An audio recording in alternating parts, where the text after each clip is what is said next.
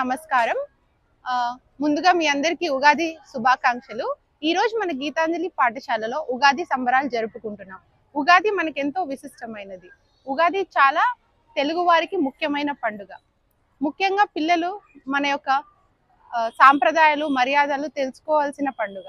ఈరోజు మనం పిల్లల కోసం అంత ఉగాది పచ్చడి చేసి దాని యొక్క విశిష్టతను ఎలా తయారు చేసే విధానం, ఉగాది ఎలా జరుపుకుంటాం అనేది మనం ఎలా తయారు చేసే విధానాన్ని చూపించి పిల్లలకి ఇలా ఇలా దీని యొక్క ప్రాముఖ్యతని తెలుపుతాము.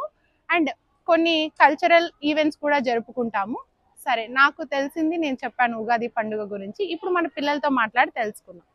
హాసిని, చెప్తావా నీకు తెలిసింది, మీరు ఎలా చేసుకుంటారన్నది?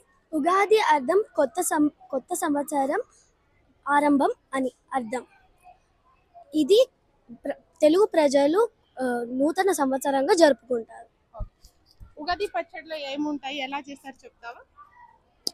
నీకేం తెలుసు అది? మామిడి ముక్కలు అండ్ బెల్లం, చింతపండు, ఉప్పు, కారం కలిపి చేస్తారు. ఇప్పుడు చూపిస్తాం.